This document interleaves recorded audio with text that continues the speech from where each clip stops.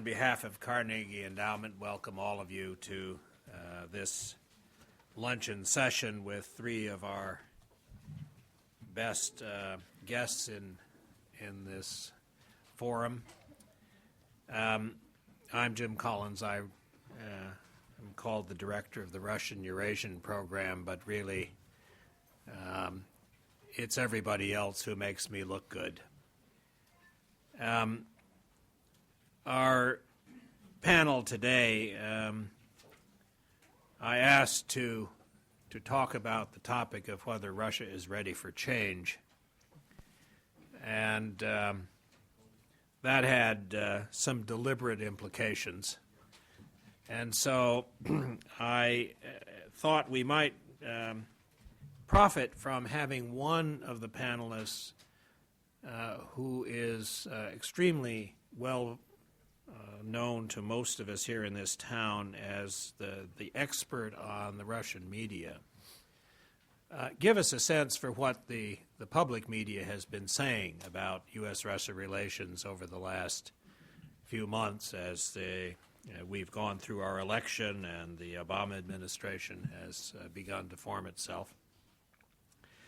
And then I'm going to ask Lilia Shevtsova, who is probably someone needing no introduction to this audience, but is one of our most distinguished researchers and analysts in Moscow, to give her own sense for what's happening in Moscow and in Russia these days, and sort of what are the implications for the Obama administration's future relationship with that country.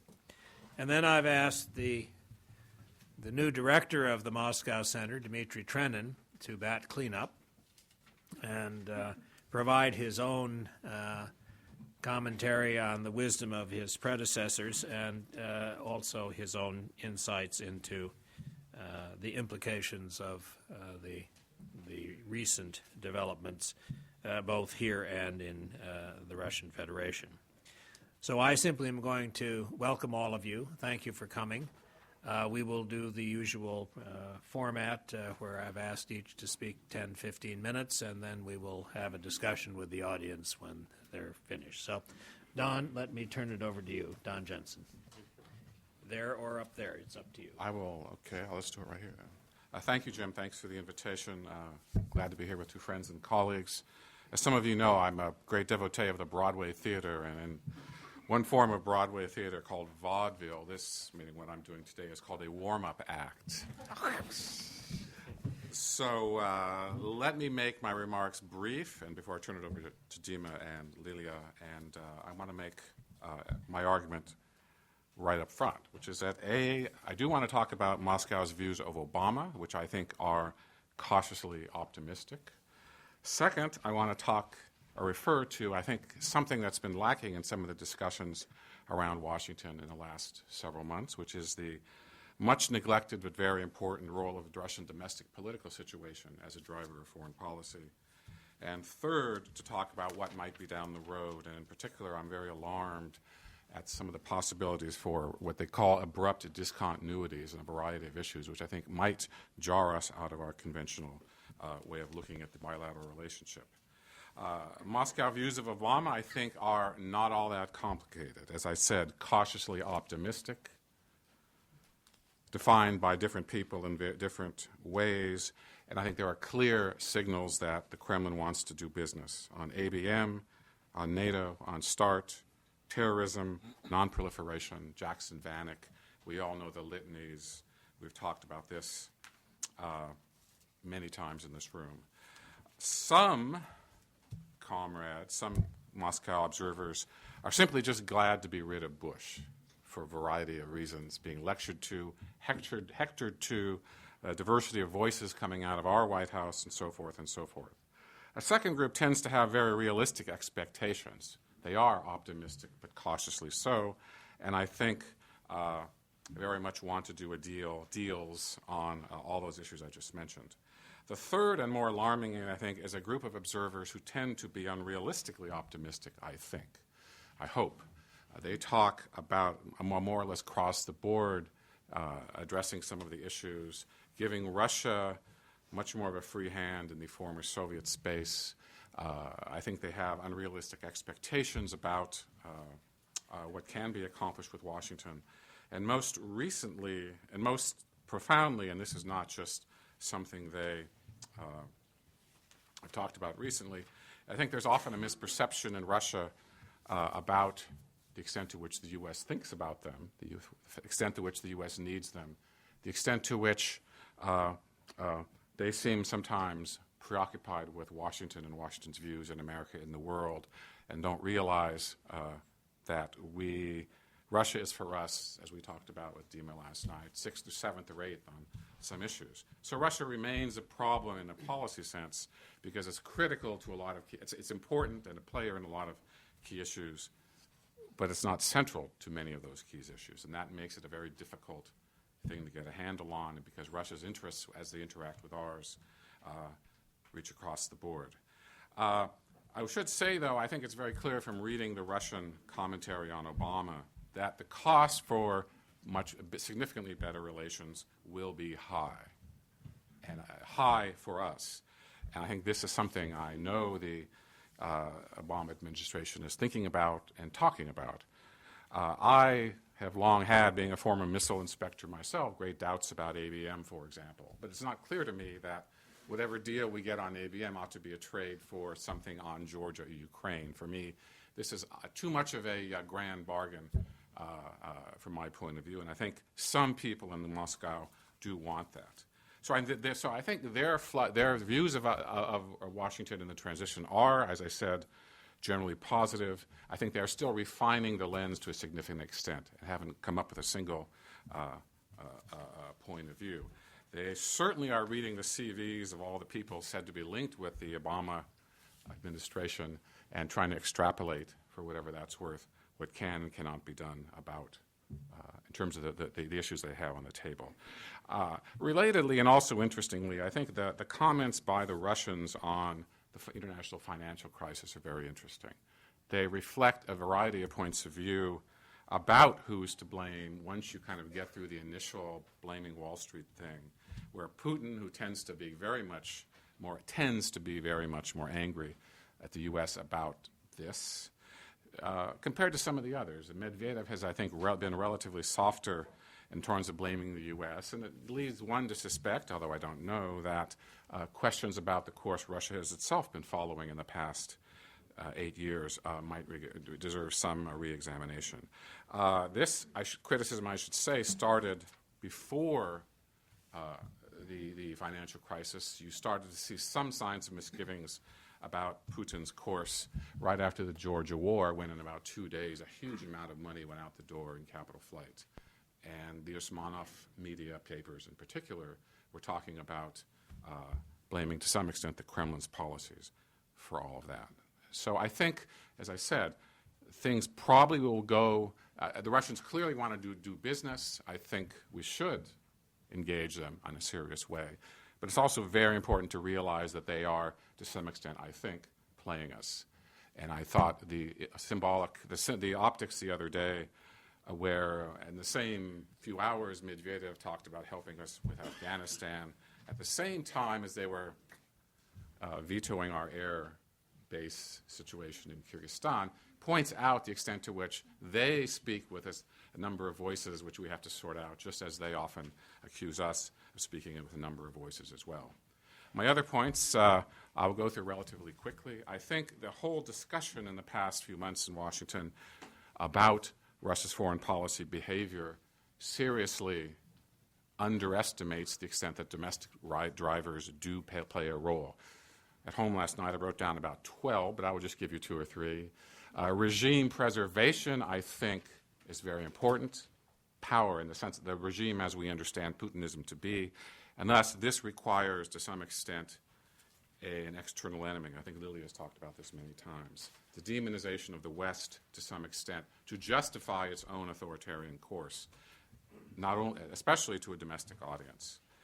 Second, I think that, this is a tough one to say, there are a variety of textures out there in Moscow about what to do in foreign policy And while Putin is certainly the boss, and then one can debate, I think we probably will later, about Putin and the tandem in general, I think there are a number of places in Moscow where the commitment to the Russian course is not as, and Putin's course is not as unequivocal as you might think. I think other aspects also play a role. I think the extent to which personal enrichment, for example, drives foreign policy goals in some cases, not always, but in some cases, makes a significant determinant of how Russia behaves. I have, for about 1,000 times, gone over the Rosukernergo gas war controversy, and I must say I cannot figure it out unless, and the best explanation seems to be some of the murkier issues of personal enrichment around Rosukernergo and the various people in Kiev and Moscow. And if that's the case, and if this makes a drive and becomes a significant issue in the bilateral relationship with Ukraine, what does this say about how the Obama team is supposed to deal with them? Two more quick points. I do talk a lot, as you know from this here in the audience, about power and money. I do not think it's enough to say, as some do, that they've handled the domestic financial crisis there well. Yes, they have, but it's in the context of a system that governs and operates and functions in a very different dynamic. I think given the weak rule of law, given the weakness of institutions, I think an economic crisis in Russia slides much more rapidly into a political crisis than it does here. So I think, I don't like moral equivalences, but I think that's something we ought to watch very carefully. I don't know what will happen, but I think it's sort of like a human body with less of an immunity to disease. And finally, among the other points I would mention domestically, I think the issue of state capacity is key. We always hear they can help us on Iran. Well, what does that mean? They always hear they can help us on this or that. That may be true, but I question the extent to which many things do, despite the strengthening of the power vertical in the past 8 years, go unimplemented. They can't even keep order in the North Caucasus, for example. How do we expect them, even if they wanted to help us in a way that we would like them to help us? So they're not bad guys, but they're not our friends. They're not partners. They're not our adversaries. They are there. They have their interests. And their interests, as I say, I think are driven to a significant extent by domestic considerations, and we have to pay more attention to those. Let me wrap up, because I want to make sure I repeat, we should engage them on issues of mutual interest. We should talk to them.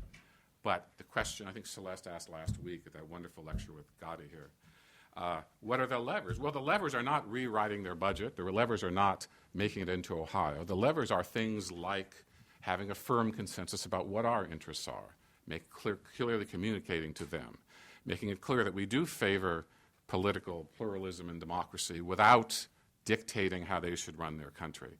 There are a number of issues you can take and measures you can take against some of the corporate misbehavior which have not been undertaken.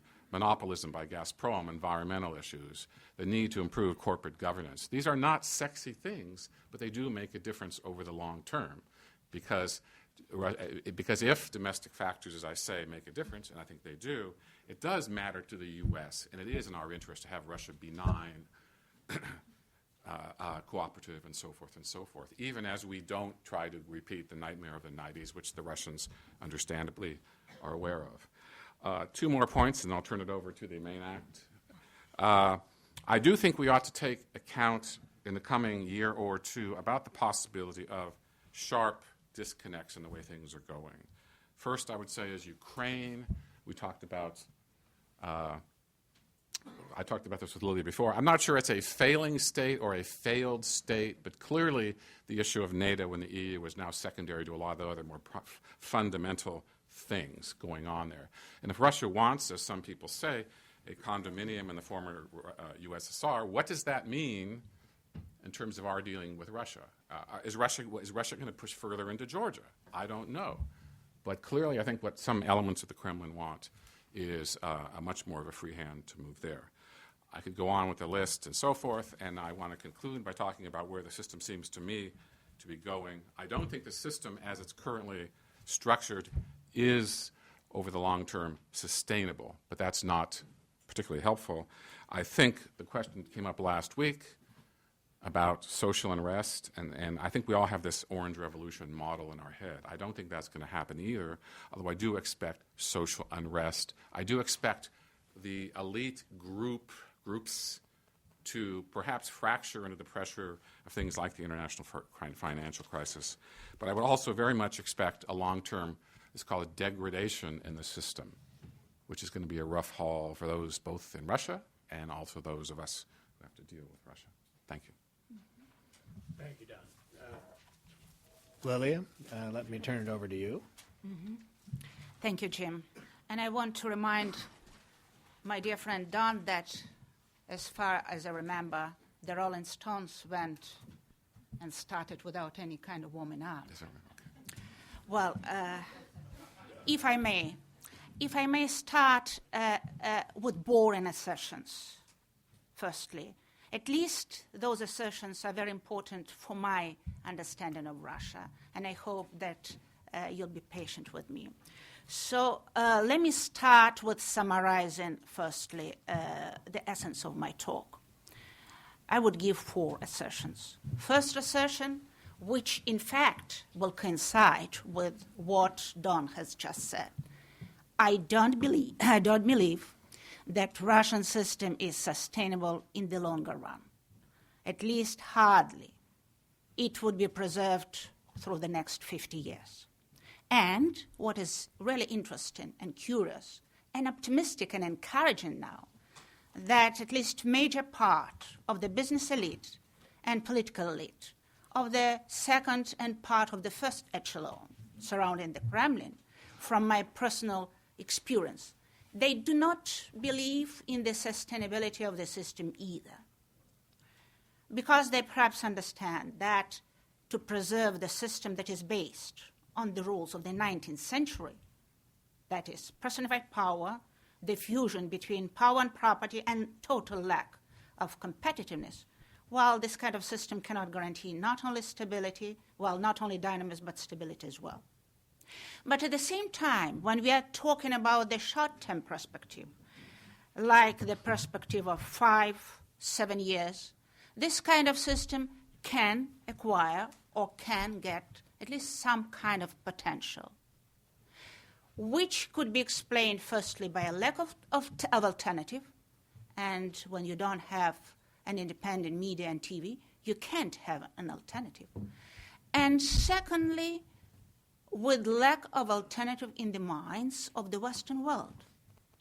And also with the fact that financial crisis, and I will discuss it a little bit later, financial crisis that has turned in Russia already into an ugly economic and social crisis, paradoxically can create some possibilities for survivability of the system. But at the same time, there is also a glimpse of hope in this tunnel of gloom and doom.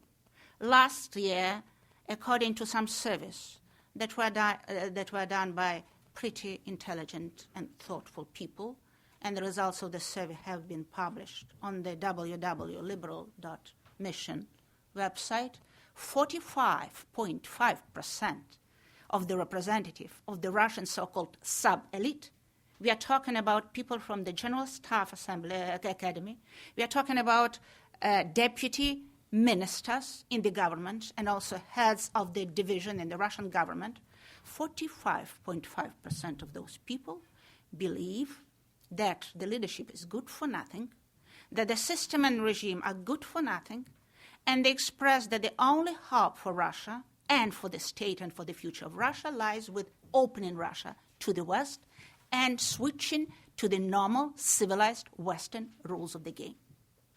Second assertion, Russia is and has been a challenge for the West. And from my experience, the Western countries, including the United States, still hope that they can deal with Russia, putting Russian transformation, Russian reforms on the back burner. So far, they have been successful, apparently, in dealing with Russia and preserving at least the image of the status quo in the world arena. But I'm pretty sure, and there is strong evidence, that untransformed Russia can play the role either of a spoiler or opponent for the West. And so far, at least, the Western history and the world history and the history of the transition society have demonstrated that without direct and indirect influence of the West and without integration in some capacity into the Western civilization, Russia cannot be a normal and sustainable partner. Assertion number 3, it relates to the anticipations with respect to Obama. And I here would agree with Don. I would add to his analysis of these anticipations only one element. The Russian political elite, and I here see my Russian colleagues in the audience, so they could correct me if I'm wrong. Russian political elite and business elite is viewing Obama and the new administration with mixed feelings. First of all, I will say with concern and worry and doubt, because they don't know what Obama's call for change means. Does this change relate only to the American internal developments, or does it mean that Obama is ready to overhaul the whole international order and stop doing business as usual with Russia? So they are concerned and worried about that. But of course, there is also an optimism. I don't know what is the basis of this optimism. Maybe it's, the work for a shrink to discuss it. But a majority of the political class milieu, especially within the foreign policy and security community in Russia, that is the most traditional and non-liberal, they view Obama administration with hope because they hope that Obama will do with Russia the business as usual. That is, return to some kind of realpolitik model. And fourth assertion, with respect to the U.S.-Russia relations, I see these relations as hostage to the cliches and myths of the old times that are strangely, constantly are refurbished and revived, including in the current dialogue. I've been reading carefully what Russians and Western pundits, including American pundits, are writing recently. I don't see any revelation in our thoughts. Perhaps, it's connected, to the general ideological, philosophical inability of the world to start thinking big. I don't know what are the reasons. But in any case, the cliches, mythology with respect to Russia and U.S.-Russian relations still dominate.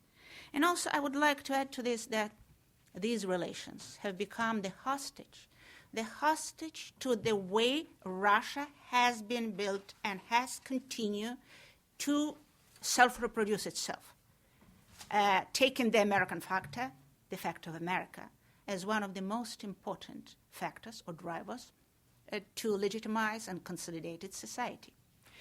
Well, and now I have several shorter bullet points. It seems to me they have to be more down-to-earth points. And I will be intellectually and rhetorically very crude because we don't have time for nuances and shades of meaning. So first point, on failure and success. Even in Russian milieu, political and intellectual milieu, the results of the previous Russian transformation, the previous years, Yeltsin-Putin years, are being considered as the civilizational failure, and perhaps one of the most important, dramatic failures of the 20th century. But at the same time, I would like you to consider another thing. The Russian political elite has been extremely successful, has been extremely smart, skillful, and savvy in trying to adapt the Western rules of the game to their needs, to the needs of their system and political regime. And the Russian political elite has been extremely successful in using the West in order to legitimize the system that actually, essentially, is built on the anti-Western rules. So this is a very strange dichotomy of failure and success, which has been acknowledged in Russia today. Secondly, on convergence and divergence. Yes, there are common interests that Russia and United States including, and Russia and the West are sharing. But at the same time, yes, and I would, by the way, welcome the possibility and the hope for the new arms talks between Moscow and Washington. But at the same time, let's alert ourselves to the fact that when it gets to the real discussion of the common interests, this common interest starts to look like different interests because Moscow and Washington, Moscow and the Western capitals start to have different understanding of those common interests. Just take only two examples, our position on Hamas and Iran, which only proves that interests are rooted in values. Third bullet point, on controversial repercussions of the financial crisis for Russia. On the one hand, there is no doubt, and the Russian political and business elite understands, that we have the end of El Dorado Russia, the end of the Russia success story. And I saw it and felt it with my fingertips twice. During the last year in Dubai, it was the rehearsal of the World Economic Forum that tries to sort it out, what is happening with the world and with themselves. And just recently coming from Davos, where, by the way, 45 heads of states were present, including the national savior of Russia, Vladimir Putin, and the whole bunch, the whole milieu of the Russian oligarchs, those who are still in power and those, majority of them, that have collapsed, came to Davos only to express their consternation, their despair, their frustration, and their lack of total hope. So they all are feeling that this is the end of the story. They all are feeling that this is the end of the road. But at the same time, when we look at on the other hand, we'll see that the Swan Lake continues. We see the same dancers on the scene, trying at least to imitate confidence and cockiness. This is what Vladimir Putin tried to do in Davos, and he has persuaded a lot of Western audience. And apparently they feel that they can jump into the water for the second, for the third time, because they have been successful for such a long time that they might succeed even more. As one of the fallen tycoons has told me in the SunTrust Hotel, brooding over the loss of assets, he said, the West and America and Obama cannot let us go down. I said, and you believe it? He said, we all believe. They should save us because, it's a petrostate, but this is petrostate with nukes. If this is the conviction of the Russian political milieu, well, could you imagine how vulnerable the state is? And how brittle and fragile at the same time the system and the state are. Don has been discussing the possibility and the option of Russia's going down in a kind of, social turmoil, and as a result, the collapse of the system. Yes, well, this is the menu of the day in Russia, and at least in many intellectual and pundit milieus and communities. And this is quite a feasible option, because the system is working along the law of unintended consequences. By erasing every possibility of fresh air within the system pushes the people to take to the streets. But on the other hand, I would agree with you, Don, that much more feasible, at least so far, is another option, for me much more frightful, much more alarming. The option when both the elite and the society have no guts, have no courage, have no energy even to protest, and they allow the system and themselves to go for a gradual, slow degradation. And the society already is in the very serious process of degradation. And stagnation, depression, and recession will turn into a gradual rot. Both options have created and will create the danger for Russia's existence in the current geographical format. I want to underline it. Both options the dismantling, the collapse of the system, degradation and democratization of Russia, strangely and paradoxically enough, are creating threats for existence of Russian Federation in the current geographical format. Someone told me today, when I was expressing my gloom and doom in the corridor, and what about Putin's rating? Yes, they are astounding. And apparently all people, with exception on Mr. Van, Chinese leader at Davos, all these leaders were jealous of Putin's approval, still skyrocketing popularity. But I want here to underline and highlight only one thing. Yes, Putin still enjoys this rating, and rating is still the major prerequisite and the major guarantee of the political stability in the country, because there are no others. There is no Yeltsin's memory of Yeltsin's years that kept the society consolidated, and there is no hope in oil prices. So it's only Putin's rating and the system that is hanging on the tail of Putin's rating. But I want to tell you that this is the rating that is a rating of despair, because people do understand that the system is the leader and the national savior. And in their view, there is only one leader in the country. And if they start hoping or trust this leader, everything starts to unravel. And they're afraid to get this unraveling of the situation for the second time during the last 20 years. Third point, very briefly. I'm amazed at my or is it third or fourth point? I'm amazed at my point. I'm amazed that already for 2 years, I cannot understand how successful Russian political community, and especially the ruling elite, is by forming and implementing one of the most successful paradigm and formula of the foreign policy for a state that could hardly be successful and could be called as a failing state, because the successful state has capacity and ability not only to install the rules of the game for others, which Russian state has failed, but also to constrain itself, which Russian state has failed. So while you can expand your definition of the failing state to Russia as well, but this Russian state and this Russian political elite has elaborated and developed absolutely amazing formula for the foreign policy: to be and not to be. It's a new Shakespeare: to be with the West and to be against the West at the same time.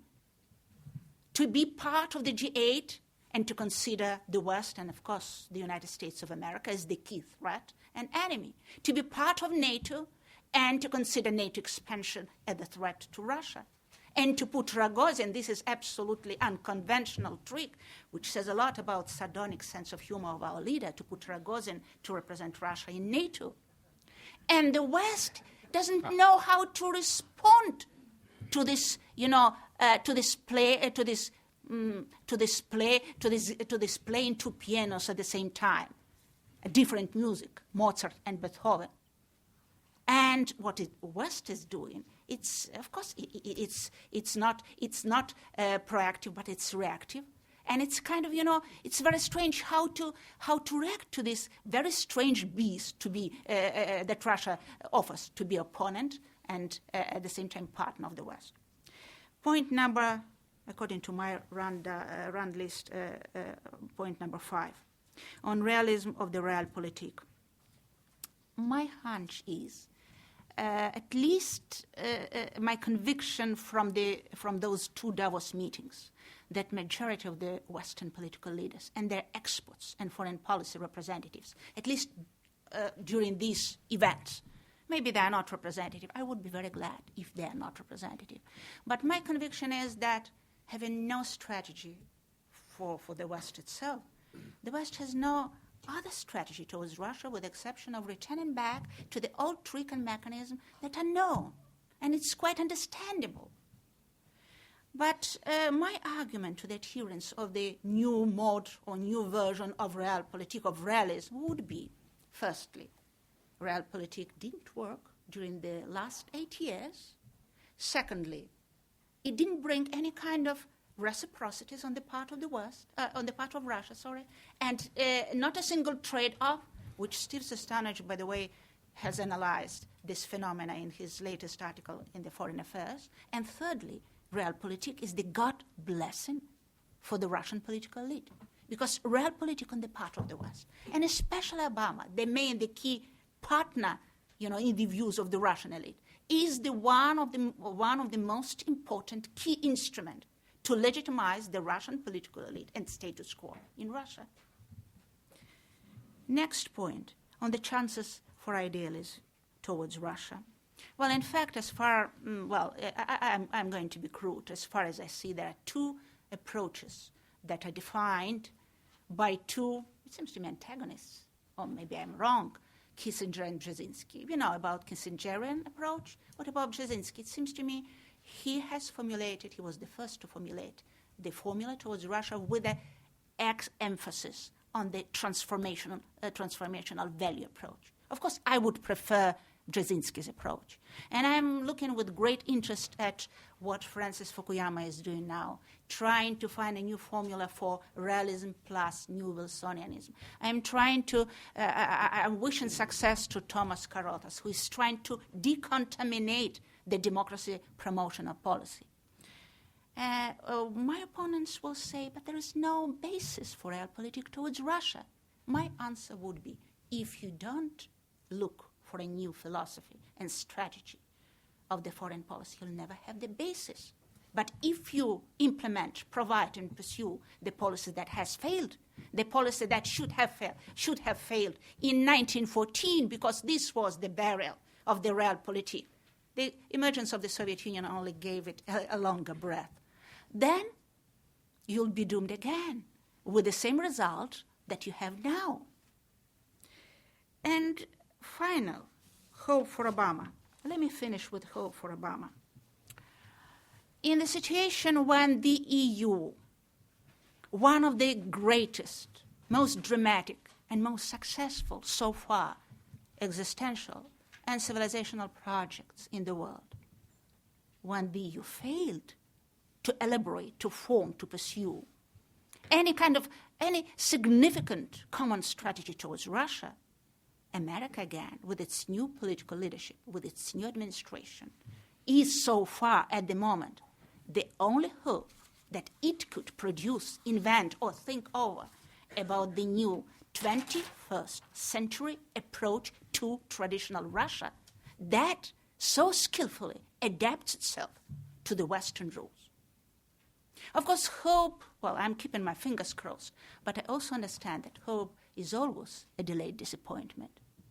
And just to make the challenge that the West and America are facing more complicated, more tough, I should also add to this that when the West starts finally to look for a 21st century approach to Russia, that hopefully would include the triad philosophy. That means engagement, transformational stimulus package, and containment of the aggressive part of the Russian elite. But even in this case, when the West starts to confront current Russia, it will have to deal with a very dramatic issue: disappointment, frustration, anxiety, irritation, and anger towards the West, not only among the pragmatic part of the Russian political and business establishment, but among the liberals. Russian liberals, have lost faith in the West. That means that the slogan, "Practice what you preach," could be one of the most important approaches or politics that could revive the faith of Russian liberals or Russian pragmatic class in the possibilities of the Western capitalism and Western civilization. I've criticized Kissinger enough, and here I've got his latest article published in the Independent, where I would agree with him. Here he writes, "The financial crisis brings also a possibility and a chance for creative thinking." So it brings a chance for creative thinking not only for the adherents of the realpolitik, but also for the Russia field and for all those who are dealing with the Russian-American relations. Thank you. Thank you, Lily. very interesting and provocative as always. Dmitry? Well, thank you, Jim. I think that the title that you gave for this panel is Russia ready for change? Could be answered whether it's ready or not, it's got to change. And it's actually changing. And the 20 years that have elapsed since 20 plus years that have elapsed since Russia began changing in a very big way have produced, I think, significant, tangible, and even fantastic results. I would take issue with the notion that Russia's change should be stimulated from outside Russia. I think that the most important factors that are changing Russia are within Russia. Those most important factors include the development of a new economic system, the development of capitalism, money relations, property relations above all, the fact that Russia is a part of the wider world. It's integrated into the international economic system. People travel, people have access to all sorts of information, and that creates a totally different domestic environment for change. I think that it was very important that during the Cold War, the West was projecting an image of an alternative to Russia. I think that this image, alternative to communism in Russia, I think that the image of a better organized society is still there, and those Russians who care, and there are many of those who do care, can take a look at what's happening very close to their borders. But I would caution against an idea that the positive changes in Russia can be brought by those who are outside of Russia and linking with those inside Russia. I think that the idea that the West could play the role of the non-existent Russian domestic opposition is a wrong idea. It's not going to work.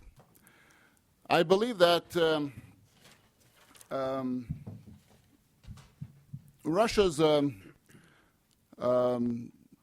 foreign policy at the end of the Soviet period has actually left the 20th century for both doors, one leading to the 19th century and the other one leading to the 21st century.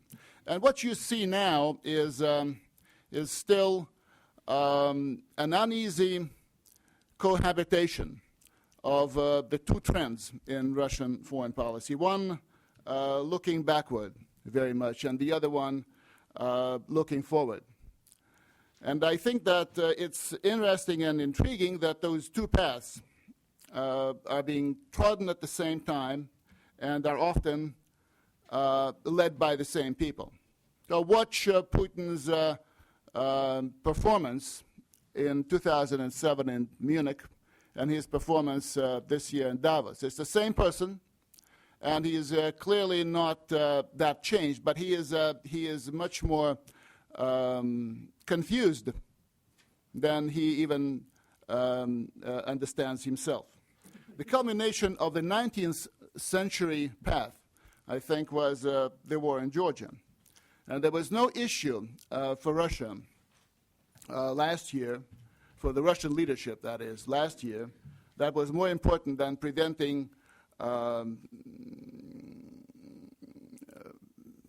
the awarding of the membership action plan by NATO to Georgia and Ukraine. As a result of the Bucharest summit, what we have was a war of nerves that led to the shooting war in the Caucasus, and then to a near confrontation with the United States. I would not minimize the dangers. I would not wish to minimize the dangers that flowed from that confrontation. Lilia talked about 1914. There you had it. It was moving in that direction. Whatever we may think about Russia's transformation 20 years from now or 10 years from now, we have to deal with the situation the way it is today. And I think that the financial and economic crisis that followed 6 weeks after the war in Georgia was a saving grace for Russian-Western relations. All of a sudden, the focus of at least the Kremlin people moved from the 19th century style great game in the Caucasus to the 21st century financial and economic crisis, the first crisis of that nature within the process of globalization. And clearly, for the reasons of regime preservation and many other reasons that both Don and Lilia referred to, that is an absolute priority for the Kremlin leadership. They realize that not only is Russia in the same boat with the rest of the world, but Russia is heavily dependent on others. It's heavily dependent on the United States in particular, for good things and bad things. Putin is talking about the United States as the source of the present financial turmoil, but he knows full well from his economic advisors that the only chance for Russia's economy to start picking up will be when the United States starts picking up. And 2 quarters later, Russia will follow. And that is something that has been accepted by the Russian leadership. As a result, the Kudrins, the Dvorkoviches, the Shuvalovs of this world are so much more important than the generals of the general staff.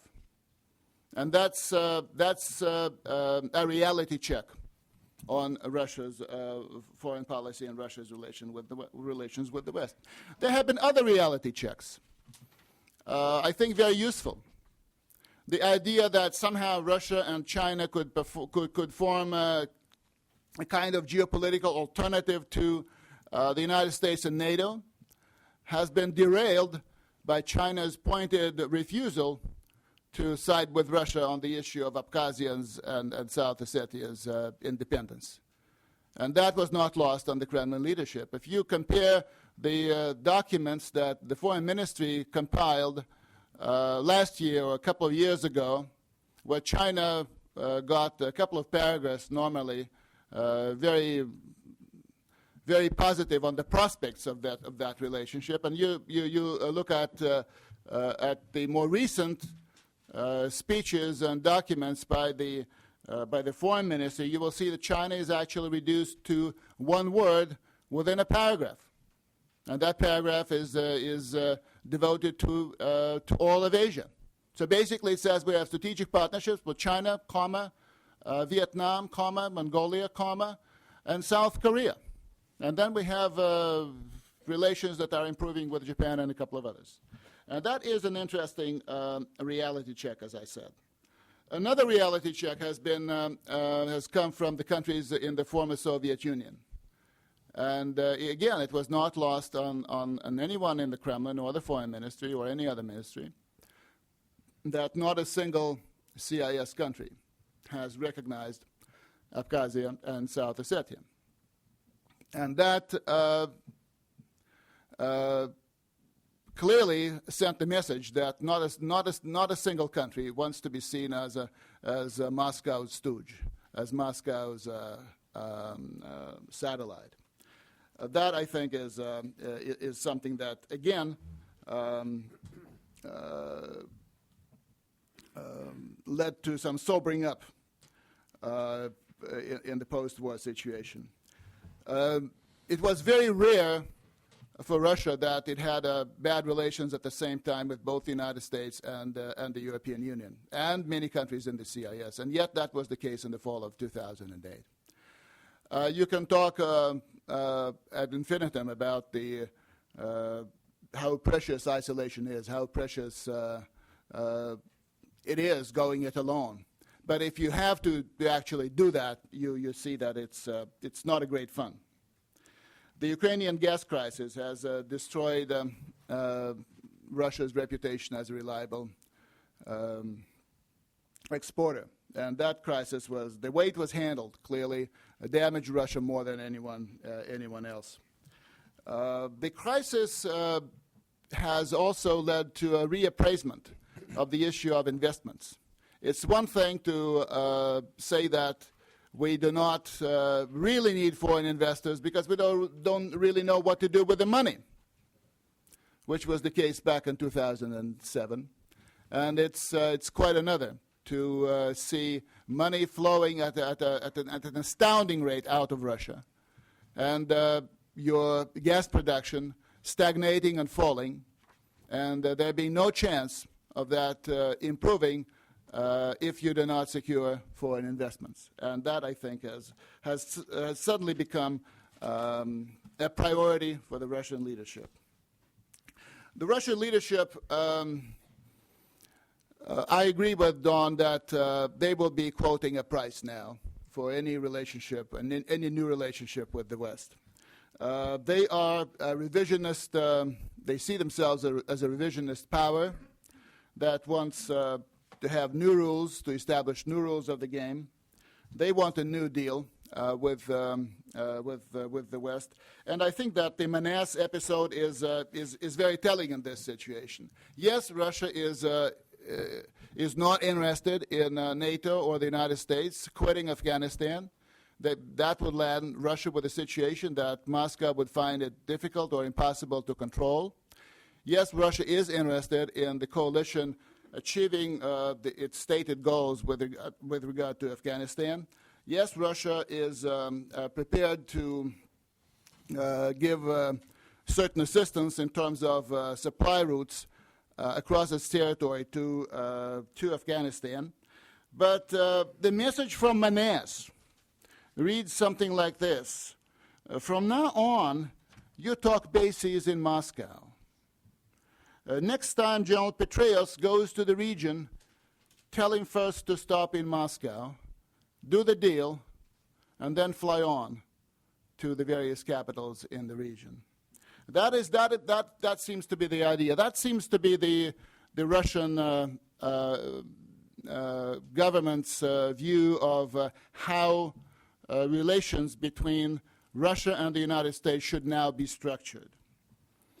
This is only an example. You have Russia changing the rules of the game in other parts of former Soviet space, in other parts of Europe. Yes, the Russians can contribute something, and that something can be valuable. Although I think that the contribution that Russia can make in Afghanistan, Iran, is limited, clearly limited. It's better to have the Russians on board, clearly, and it's not to be advised that Russia is seen on the other side or is pretending to be an opponent of the United States, because that would encourage exactly the people that the United States does see as its enemies, adversaries, or opponents in the region. But Russia is prepared to enter into some very hard bargaining with the United States on a number of issues. We talked about strategic issues. I think that's a fairly natural and a fairly easy, well, relatively easy to start, but it's not clearly a given that a new treaty can be quickly negotiated. However, there's a chance that strategic arms talks could lead to more than just producing a new agreement. They could lead to producing a new kind of dialogue between Russia and the United States that has not existed for the past decade. And I think that things being as they are, and I try to be, I'm not sure I support realpolitik, but I try to be realistic in whatever I think and whatever I say. And if you are realistic, rather as opposed to being a realpolitik-minded person, if you look several years ahead, if you look ahead as long as the as the term of the Obama administration, then you will probably have to deal with the Russia that exists today, which means that trust is probably too much to expect for a long time. I don't believe that we can seriously think about establishing a relationship of trust between Russia and the United States. But what we should be doing, I believe, is establishing points of confidence, building a little bit more confidence on both sides. And the strategic dialogue would clearly contribute to that. I have little faith in President Medvedev's idea of having a treaty on Euro-Atlantic security. I don't believe that treaties make relationships. Treaties rather codify relationships. It may be from his legalistic vantage point that that's important. I believe that something else is important, and that something else is engaging Russia and others in a dialogue on European security issues. 20 years after the end of the fall of the Berlin Wall, we still have a problem with European security. European security is not secure, let's face it. It's not secure because the idea that you can build it around NATO and the European Union and have 2 footbridges to Russia, that's not working. The NATO and the EU part are working, the footbridges are not working. And if they're not working, then you need to think about a better way of doing that. I don't think I have a magic solution here, but clearly this is something that needs to be addressed. Like energy security, that also needs to be addressed. I think that we've seen what an energy conflict can accomplish, and I don't believe that we would want to see a repeat of that. I believe that and that I will say that in conclusion, I believe that before we seriously talk about relations between Russia and the West, Russia and the United States, it would help if the United States, for its part, decide what it wants to do with Russia, where Russia would come in as far as the U.S. Foreign policy is concerned. Just forget about the Russia part. Think about the United States. What are the interests of the United States? How those interests can be best achieved with regard to Russia? Now, I would advise the same thing for the Russian side. Again, don't think about improving or extending or expanding or whatever the relationship with the West or the United States. Think about your interests. And if your interest, and now is the trick, if your interest is modernization of your country, then you have a policy. Then you have a foreign policy. If your interest is rather to build a new empire in Eurasia, then you have a different policy. But you've got to be clear about what your interests are. I very much hope that there is no contest really between modernization and building an empire in Eurasia. For one of the reasons being that no empire in Eurasia is feasible these days. I believe that it is important that I agree that interests are intimately linked to values. Any policy that does not rest firmly on values is bound to fail. But having a policy built on values is not the same thing as having an ideological policy. And that I would strongly advise against, i.e. having an ideological policy. I believe that the incoming Obama administration will take one lesson from the Bush administration. The Bush administration's failure, and I agree with Lilia when she said that the failure in its Russia policy, in my view, was very much the product of there not being a Russia in the American foreign policy universe as a unit. Russia was part of so many other problems, from non-proliferation to democracy promotion. And that is another recipe for failure. So I very much wish that the new administration, when they start structuring their policies toward the outside world. They also focus on some of the more important countries, and I would say that Russia is clearly not central to the United States, but it belongs to perhaps the top 10 countries that the United States needs to keep an eye on, and that whatever emerges in the United States has a clear view of today's Russia, its immediate and long-term prospects, and also the interests that the United States has in the relationship with Russia. Thank you very much. Well, thank all of you on the panel. And we have about half an hour for discussion with the audience, so I'm open for questions, comments, whatever we'd wish. Yes. Well, please tell us who you are and wait for a microphone if you can. I'm Vola Charnish, Smith College. My question relates to the comment made by Dmitry Trenin about states along Russia's borders, that no states recognized South Ossetia and Abkhazia in the face of invasion of Georgia. However, a few states, like my home country, Belarus, did mention that Russia's actions in Georgia were measured and maybe even necessary.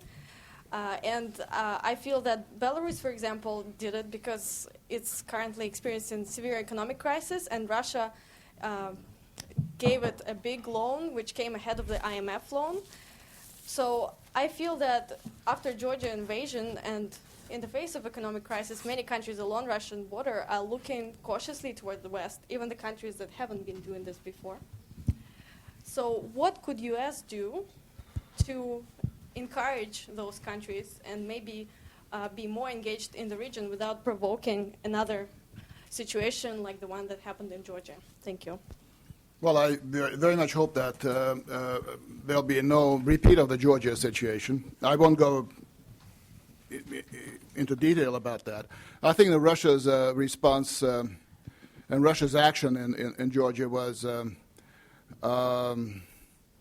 wouldn't say measured, but I think it was limited. The Russians could have marched on Tbilisi. The Russians could have taken President Saakashvili hostage. They decided that they would teach a lesson to the Georgians, and they would send a message to Washington. I think that was the import of their action in Georgia. I think that, by the way, I think that the Russian action in Georgia was also the failure of the Russian peacekeeping attempt over almost 20 years to resolve the conflict there, and that doesn't speak very well about Russia's policy in the former Soviet Union. I think that all countries today will be, the crisis is making a huge difference. And Russia's policy in the former Soviet Union is to buy up assets, to increase their influence, to increase their profile. They're bailing out countries, including Belarus, Armenia, and some others, Kyrgyzstan. And they want to use the crisis to increase their influence in the former Soviet Union, because they see the creation of a power center around Moscow as their priority. And that is something that the outside world needs to address. Countries like Belarus and others will also look different ways, and they will try to look at Europe and at other countries. But the economic realities of today make everything a little bit more difficult than it was before. It's very much about who can get you money when you need it. And the Russians are trying to capitalize on that, that's for sure. Wayne Mary. Thank you. Wayne Mary, the American Foreign Policy Council. Don, let me disagree with you on one point, when I think you did say that you did not consider Russia to be an adversary. I think in Moscow, they certainly consider the relationship to be adversarial. That doesn't mean you can't cooperate, but certainly I haven't heard very much coming out of Moscow that would imply that that is not the way they envisage the relationship. I'd like you to comment, however, on what I see as a potential dilemma in terms of cooperation, because in most areas outside of the former Soviet space, Russian influence and access depends largely on failures of American policy. And the more successful an Obama administration is in many areas of the world, the less influence Russia is likely to have. One hears continually from Moscow the concern that a rapprochement between Washington and Tehran could lead to an Iran embracing the United States at the expense of Russia. To a not inconsiderable extent, India has already gone down that road under President Bush. Certainly no one in Moscow forgets what China did with Nixon. The extent to which Europeans are rather romantically embracing the Obama administration out of their antipathy with its predecessor creates a situation in which and this isn't a dilemma, the more successful the United States may be in the years ahead in a number of regions of the world, the more the relationship between Washington and Moscow narrows, and narrows down onto the leftover agenda of the Cold War, particularly in arms control. And the more that tends to push Russian relations down the priority list in Washington and make people in Moscow feel increasingly that their influence in the world has shrunk and they are increasingly isolated. How do you see a way of resolving that potential dilemma? Is that for me, Wayne? Yeah. On the adversary question, depends on what you mean by the word adversary, but I agree with your point. Call it enemy or whatever. I think, in terms of both of your points, that, as I said toward the end of my remarks, that the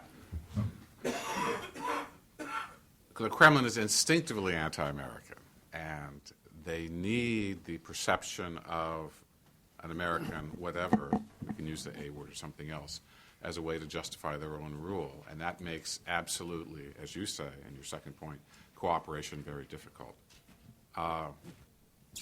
And it will be difficult, and we ought to be able and prepared to walk away. But I agree with Dima's point. The price is going to be very high that they want for any kind of cooperation.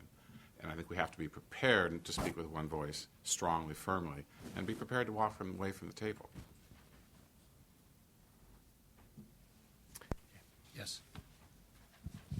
Hi, my name is Nargisa Sadova, and I'm working for both RIA Novosti, Russian News and Information Agency, and Echo of Moscow radio station. Thanks for this wonderful presentation. And my question is for our Russian panelists. I quite agree with you that this system is not sustainable, and we were talking about that Russia has to change. And I do think that most Russians, they really don't think that Putin is an effective manager. And the more this crisis grows, the more people will understand it. But do they see any alternative to Putin's guys, Because I think that Putin's rating, this high rating, is because people don't see any alternative. And this is not just because they didn't see those liberal and democratic leaders on TV, thanks to Putin, but also because those democratic leaders, they did almost nothing during these 8 years. They didn't build a party. They didn't work in the regions. They even didn't write the positive political positive political program. And the recent one that they built this Solidarność movement, and that was the first positive political program. So do you see any alternative? Who are our agents of change? Thank you. Let me have Lilia. Thank you, Nargis. It's very nice to see you here. You started in a paradoxical way because it seems to me that you agreed with both of us and we represented a bit different views. So you agreed with both different views. But anyway, I will try to respond to your question. This year we are going to celebrate the anniversary of the Velvet Revolution's 1989. That's a really great event, maybe the greatest after the wars of the previous century. And if we remember the history, the alternatives during the Velvet Revolutions came with the tide, with the social protest. And these were pretty new faces, with the exception of maybe Polish scene. So the alternative might come, firstly, with the social tide, secondly, with the desperation, thirdly, with cracks emerging within the political and ruling elite.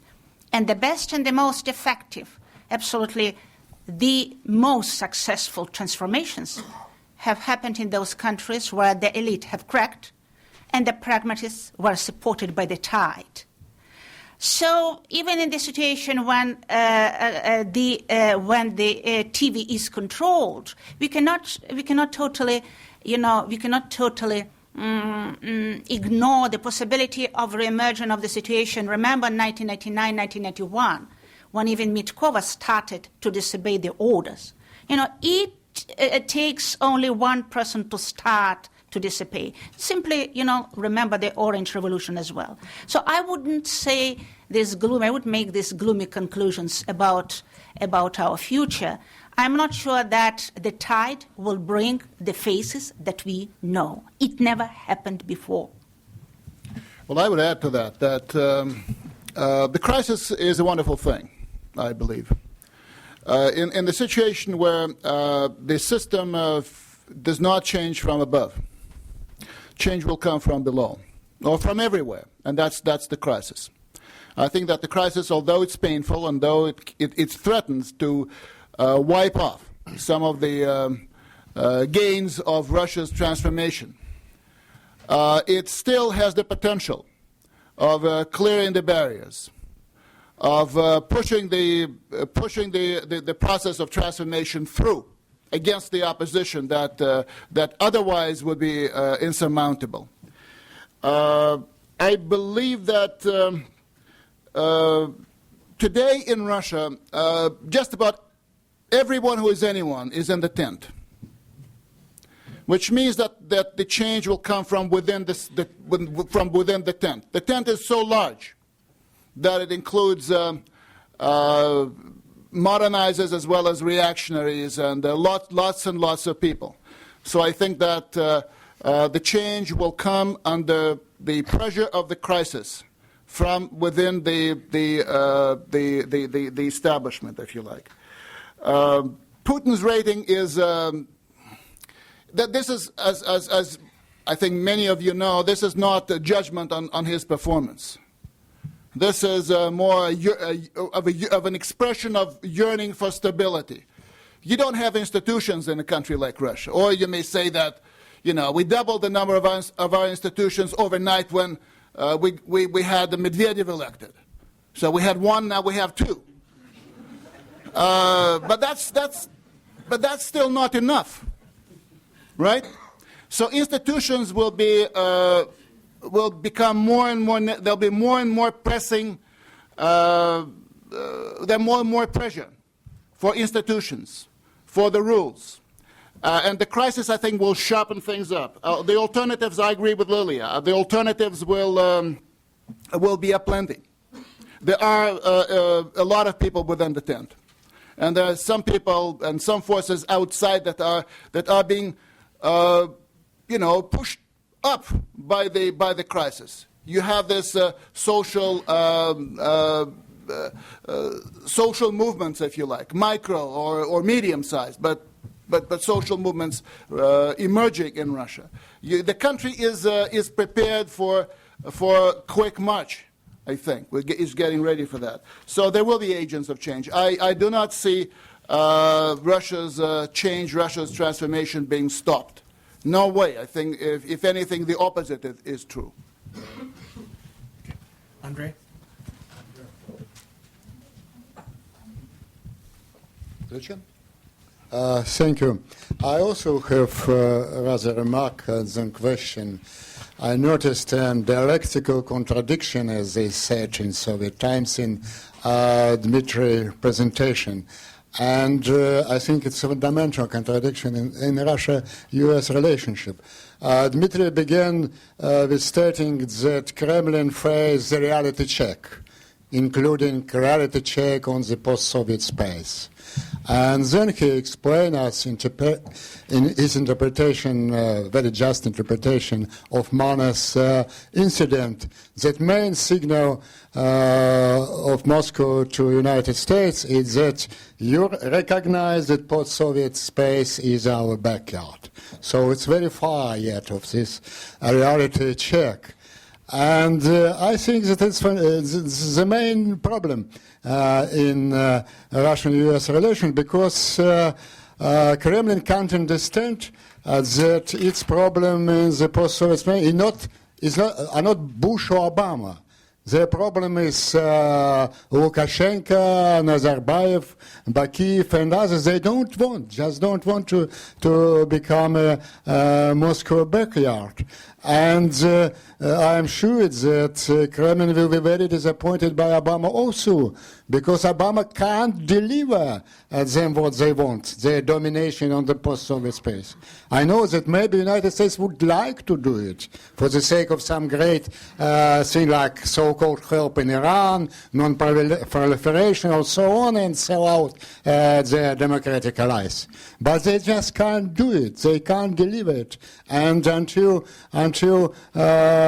Moscow understands that it's a problem with their neighbors and not United States, U.S. and Russia relations stay very cool. Anatol?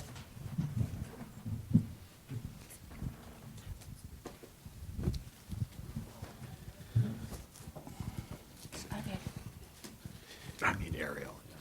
I think we heard, in terms of foreign policy, still a realistic or realpolitik assessment of how the United States and Russia will deal with each other, and that still assumes rationality, albeit different rationality, different calculus on both sides, but it's a rational calculus. What I see here and read, and which you didn't mention much, is a very anti-status quo rhetoric, and now we saw with Mana's performance, that talks about a fundamental revision of the global architecture, going towards some kind of vast regional division lines with regional champions. Like you have industry champions, you'll have regional champions, Russia being one in Eurasia. And the price that Moscow presumably is willing to pay is very high. You mentioned, Dmitry, that if Washington goes to Moscow and asks or begs for a base or some kind of support to resupply troops in Afghanistan, we may be getting it. What if we don't? What if, in order to deliver a serious blow, not like Iraq. Iraq was sort of a bleeding wound, but it's being healed now. But a serious blow to the U.S. Geopolitical stance in the Eastern Hemisphere. Russia at this point is willing to see U.S. being defeated in Afghanistan, and then some kind of a coalition of Iran, China, and Russia, hopefully, God willing, inshallah, will contain the Taliban. This is high-risk game with an outcome that I believe is against rational Russian interests. But it starts to look like that, doesn't it? And you see a lot of rhetoric coming out, not necessarily performance. So can you and Lilia both talk about sort of the more radical forces and more radical vision?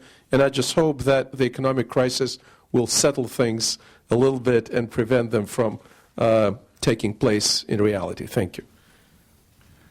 Well, if I may start, I think that it takes often more than one reality check to change a policy. And what you see is Russia getting messages from across the former Soviet space, from Tajikistan to Belarus. And those messages are not always palatable. At the same time, the Russian leadership is clearly trying to use the present crisis to strengthen its hold, its presence, its influence in the former Soviet world. I agree. It is a major problem in Russian-American relations. A country like Ukraine, in principle, even last summer, early fall, could become a major problem, not just for U.S.-Russian relations, but for security in Europe, in a big way. So it is something that people need to start paying more attention if they haven't been paying enough attention before. Someone was, it was Lily who said that Russia's music is Mozart and Beethoven. I often see it in terms of, the perennial anthem by Alexandrov, but the words keep changing. The music is the same, essentially. And there's something in it. You would recall that a very liberal and otherwise very pro-Western Russian foreign minister, Andrei Kozyrev, one of the first things that he did back in 1992, 1993 was to claim a stake in the former Soviet Union. This is our area of responsibility. That was the most liberal, pro-Western, pro-American foreign minister in Russian history. So one of my arguments, not in this conversation, but elsewhere, has been that a democratic Russia, when it emerges, I wouldn't say if, when it emerges, will not necessarily be a pro-American Russia. Now that is something that we need to think more seriously about. So there are internal contradictions, and I think that Ariel's comment is a good follow-up to Andrei's question, or Andrei's comment. I think that you have people in Russia who truly believed back in the heady days of the Georgia War that Russia was under attack, that the United States had launched a war of proxy with the help of Saakashvili. They never believed initially that that was Saakashvili's own enterprise. They thought that that couldn't have happened. I mean, that it's mind-boggling in their view. They thought that the United States was testing the new Russian leadership, much the way that the Soviet leadership tested young American presidents in the 60s and the 70s. And this adversarial attitude toward the United States is very real. And I think it actually lasted all through the presidential address on the day of Obama's victory, when Medvedev pointedly failed to congratulate Obama and instead subjected U.S. foreign policy to most lashing criticism. So that's serious. Later on, they decided to somewhat modify their approach toward the United States, toward cautious optimism that Don was talking about. But there's as much trust in the United States and the Kremlin as there is in Washington with regard to Russia. And that is, you've got to accept that. That's the case. So it's going to be a very difficult relationship. Moscow is prepared to pay, the zillions of dollars that have been lost, in the defense of the ruble at the end of last year. You compare that with a couple of $2 billion investment somewhere in Kyrgyzstan that delivers a country to you, and you see the difference. So that's the time when, $1 billion here, $1 billion there may not mean all that much. So they think that the timing is right to start investing in that. I would disagree that that those who believe that it's best that the United States is defeated in Afghanistan, it's best that the United States becomes involved in a shooting war with Iran, that those people, they do exist, and some of them are influential. What I doubt is that these people actually make Russia's foreign policy. Russia's foreign policy is a little bit more conventional, if you like. Is a little bit more cautious. It's not friendly toward the United States. Let me be very clear about that. But it does not that policy does not welcome more fires burning close to Russia's borders. That's for sure, especially when Russia has precious little water and no hoses to transport it to the regions. Okay, just briefly to follow up on what Dima has said. Dima has mentioned Kozyrev. This is my first point. And this is, Ariel, you know, just like we do. It's drama for Russians and for Russian political community and intellectual community that even liberals and Democrats, starting with Kozyrev, the most liberal foreign affairs minister, and Yeltsin in 1993, they both asked the Security Council to make Russia the arbitrator in the former Soviet space. And Kozyrev was staunch supporter of the idea that has been reiterated recently by Dmitry Medvedev of the interests of privileged interests or areas of interest in Russia. So it was typical imperialist approach on the part of the most democratic government in Russia. And this is tragedy for Russia, which gives us no ground for any optimism that even now, within Russian foreign policy community and within Russian liberal democratic community, with the exception of some rare individuals who are sitting in this room, there are no people who have liberal views of Russian foreign policy. And, you know, it seems to me this community still believes that Russia could exist only as the great power, as an empire. Hence, Ukraine and Georgia have to be Russian areas of influence. And it seems to be until a Russian foreign policy continues to be the servant of domestic needs and the key instrument of self-reproduction in Russia, America should not anticipate from Russia any kind of huge trade-offs or any trade-offs in Afghanistan, Iran, or somewhere. But, Ariel, and this is the question for me itself, because I don't know how to respond to it. Dima, to you, Dan, Jim. Let's remember Gorbachev's years. Gorbachev's end of the Cold War helped Russia to dehermitize. That means that foreign policy at some moment, very short, brief period of time, became an impetus to change the domestic equation. But it was in different times with different leader who wasn't responsible for the system and the regime that emerged in Russia before him. All right, I can do one last question in the back.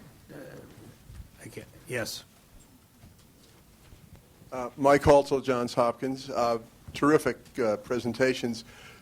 I think you've all made clear that there are issues that between Russia and the United States that are highly unlikely to be solved in the near future. And Lilia just rattled some of them off, whether it's Afghanistan or Iran or NATO enlargement or whatever. My question is very simple. Do you think that the Putin people or the people in charge in Russia could possibly go for simply delinking these various issues, and we'll put them to the side if the Obama administration would try to focus on one or two discrete issues like arms control or cooperation on global warming? Would they be at least amenable, even if there's only a minimal amount of mutual trust? Is it possible to begin with one or two issues like that and put the others to the side for the time being? Okay. Well, Mike, I don't think that that trade-offs are possible. I don't think that there's any administration in Washington that can say, you know, you take Ukraine, we're not interested, or you take Georgia, we're not interested. That's not going to happen. I hope that they realize that in Moscow. What is happening is the situation on the ground in Ukraine, for example. We do not have, I mean, let me be very, very clear on that. I think that if the ratio of those in favor of NATO in NATO membership in Ukraine to those who oppose that was something like 2-1, there'd be no force in the world, including the blessed Russian Federation, that would be capable of standing in the way of Ukraine joining NATO. And that's the problem. Now, the problem why the ratio is what it is, I think, is very much because of the attitudes of Ukrainians toward Russia. Because NATO, if you look at NATO from Berlin and west of Berlin, it's about Afghanistan. If you look at NATO east of Berlin, this is about Russia. Always been, it is, and will be. Now, the Ukrainians, I think, I may be totally wrong, and there are people in the room who I think can tell me how wrong I am, but I believe that the Ukrainians don't want two things. They don't want to be part of Russia, and they don't want to part with Russia. And that's, all this is part of this NATO thing. It's not about American bases here or military reform or civil-military relations as much as about some of the intangibles. And so much for NATO in Ukraine. And if that issue is left to the Ukrainians, essentially, to decide, then I think we can have a more peaceful, a more natural evolution in Ukraine and in Europe. But at the same time, Ukrainians need to be helped in a real big way, especially by the Europeans, by the European Union, to move closer to modernization through integration. This is the path that's open to them, not really open to Russia, in my view. But it's open to them, as it was open it was open to the Baltic states, Poland, and many other countries. That's the chance. And people need to seize upon that chance, especially in the time of crisis. Their opportunities abound for everyone. It's not just Russia that's sitting atop a few bags of money. Other people have a little bit of change. And, I mean, if Ukraine is important, then, people need to put their money in a certain place. Let me also say that, again, the Georgia thing, that this is very much about the borders and the post-war rehabilitation of the region. I think that the best way to address that would be through a multilateral effort, again with Europe playing a major role in that. I think Europe has a chance in Ukraine-Russia relations, also gas relations, and Ukraine's modernization and integration, and in the Caucasus, especially with regard to Georgia. Europe must be encouraged to go down that path. And very lastly, I think that there are areas where Russia and the United States and the West, more broadly, have common interests, even though the values are very different. And one of those areas is Afghanistan. One of those areas is Iran. I don't think that there are many people in Moscow who would welcome an Iranian nuclear bomb. If anyone thinks that Russia's relations with Iran historically have been cozy and friendly, well, think again or look it up.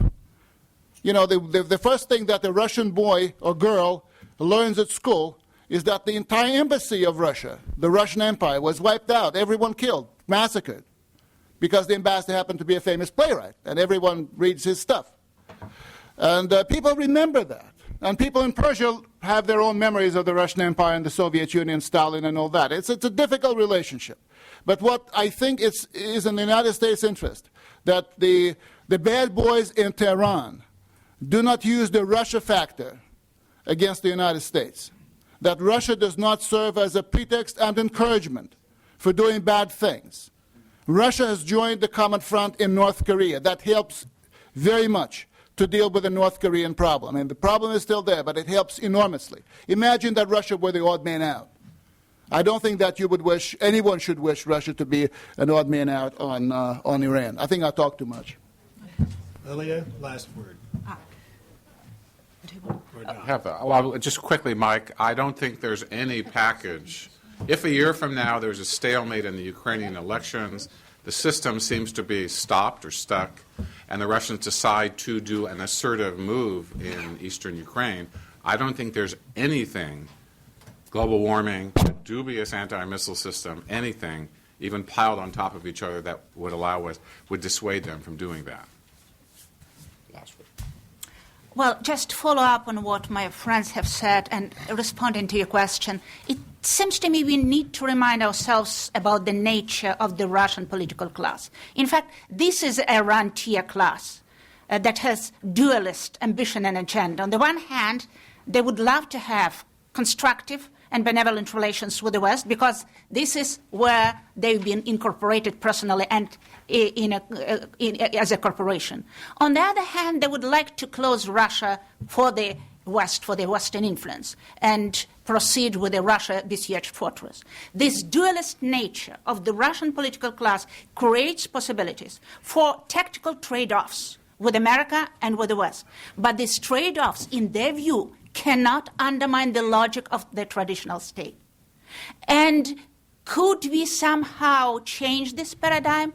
Could Russia find the solution to the dilemma of how to combine transformation and political stability? So far, during the previous historical period, Russia has failed to solve this dilemma. But now a lot depends how you folks in the West, and first of all in America, and first of all with new American presidential administration, how you'll find what kind of answer, response you find to the most important issue that you are facing, how to reboot the capitalism and find a new interlinkage or interconnectedness between economic effectiveness, democracy, and security.